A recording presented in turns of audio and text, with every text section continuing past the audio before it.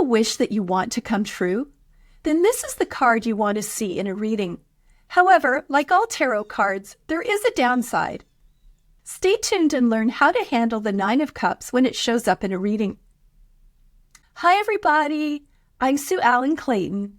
Welcome to my channel where we'll be learning the tarot deck one card at a time. Today's video is about the Nine of Cups.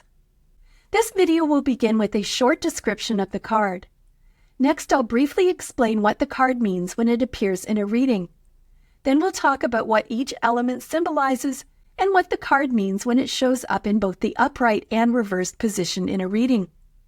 I'll share some examples from my life so you can relate the card to a real-world situation. And stay tuned until the end and I'll give you several questions to help you connect with the card. I will be using the Rider-Waite Tarot in this video. You'll find the link to the deck below, as well as to the many books I've used in my research. So let's get started. On the Nine of Cups, we see a plump man sitting on a wooden bench. He's wearing a red hat, black belt, black and white robe, red tights, and brown shoes. His legs are spread and his arms are crossed.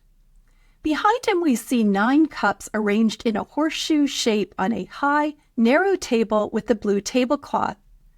The background is yellow. When this card appears in a reading, it means that you have achieved success.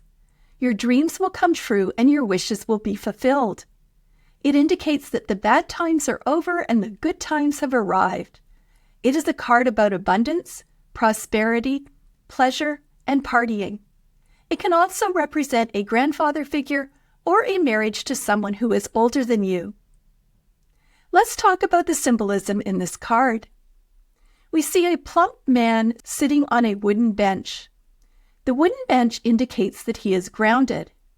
He's wearing a red hat, black belt, black and white robe, red tights, and brown shoes.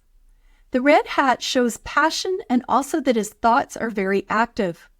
The feathers on the hat are not utilitarian, but a way to show off. According to Pam Richards in her book Understanding Tarot, his black and white robe is the traditional clothing of a merchant.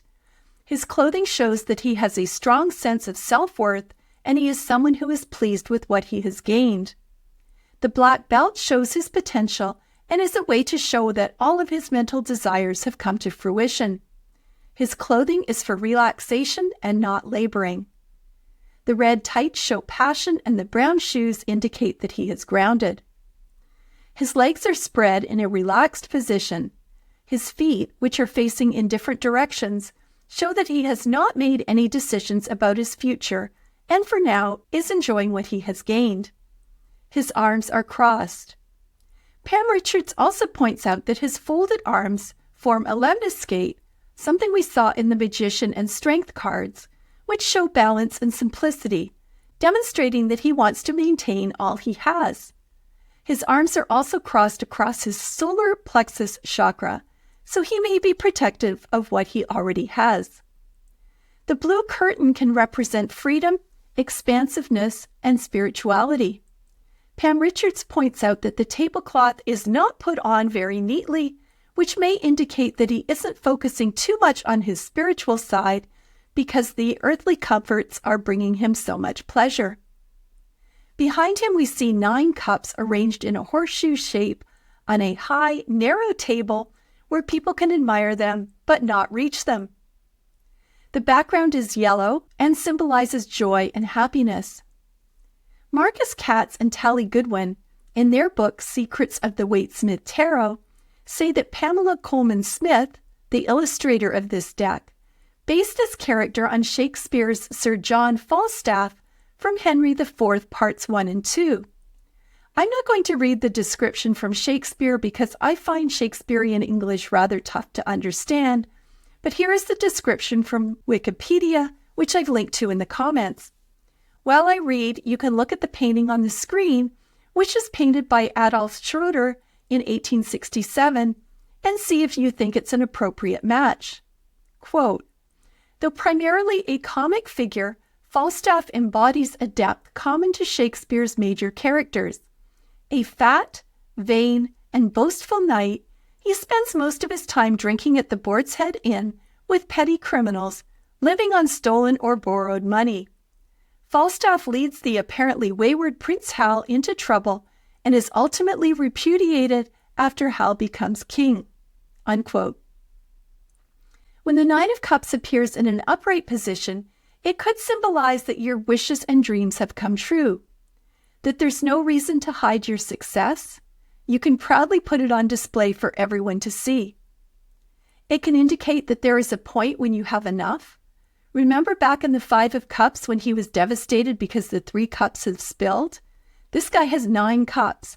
They have become trophies and he seems very pleased. That you have reached a place of calm and happiness. You have made it through life's challenges, including the anguish of the 5, 7, and 8 of Cups. That your hard work paid off. That you are grateful for what you have and are enjoying the pleasures of life. He's quite plump, and that can indicate his appreciation of food and other sensual pleasures. He is all alone, so this card could indicate that it is lonely at the top. However, if that is the case, it doesn't seem to bother him. Here's an example from my life about the upright 9 of Cups. This is another card that immediately reminded me of a specific person who I am not going to identify to protect the guilty party. It's an acquaintance who's acquired a lot of wealth in his life and is not afraid to show it. He is self-employed and has no issue telling you how much money he's earning or how successful he is. He has a fancy car with a vanity license plate, and he takes lots of expensive vacations that he documents on Facebook for all to see. He has worked hard, has a lot of education, and he definitely rose above his modest background. I knew him long before he became wealthy and personally don't need to constantly be reminded about his affluence. While this is considered to be an overwhelmingly positive card, personally I have some issues with the smugness. I don't know if it's necessary to put your wealth on display for everyone to see, but those are my feelings and not how I've seen others interpret this card. When the 9 of Cups appears in a reverse position, it can signify that you are shallow, greedy, or arrogant, that you are not as successful as you tell people, that you are overindulging in food, drink, or other addictions, so it's time for some moderation, that you are unfulfilled by your current life. It is time to reconsider your life of affluence because it is not making you happy, that you are focusing too much on material pleasures, that you are an underachiever, and finally, that you are somebody who enjoys the simple pleasures of life. Here's an example of the reverse 9 of Cups about people who decide that there is more to life than money and decide to give away their fortunes. There is a wonderful organization called the Giving Pledge that was created in 2010 in which 40 of America's wealthiest people committed to give away the majority of their wealth to address some of society's most pressing problems. This was created by Warren Buffett as well as Melinda and Bill Gates. As I film this in February 2024, there are currently 242 pledgers from 29 countries who range in age from their 30s to their 90s. I've put the link to givingpledge.org in the comments below if you want to check them out. I love this so much because there are only so many gold-plated toilets or private jets that one person really needs. Here's an example of someone who gave away his fortune. His name is Chuck Feeney, and I had never heard of him, and he seems like the opposite of the person pictured on this card. Mr. Feeney died in October 2023 at the age of 92. He earned his fortune selling duty-free products, beginning in Hong Kong and then creating duty-free shops around the world. He was a philanthropist who lived a very modest life, and over the course of his life gave away more than $8 billion. More than 1,000 buildings on 5 continents were built with his gifts, and not one bears his name. According to a New York Times article that was quoted in Wikipedia, Feeney was known for his frugality. Until he was 75, he traveled only in coach and carried reading materials in a plastic bag. He did not own a car or a house and wore a $10 watch. As of 2016, he lived in a rented apartment in San Francisco with his remaining assets of $2 million. Here are some questions to help you connect with the Nine of Cups. Number 1. What are some of your wishes that you would like to come true? Number 2. Do you know people who are smug about their affluence? How does that make you feel? Number 3. Do you feel that you need to hide your success, or do you proudly display what you have earned? Number 4. Do you feel like you have enough in your life? If not, is there a point where you think you would be satisfied? Number 5. Do you feel like your relationships would change if you had more wealth? And finally, number 6. Would you like public recognition for your philanthropy? For example, by having a building named after you. So I hope that this video has given you a good look into the Nine of Cups. Please join me for the next video, which is the Ten of Cups.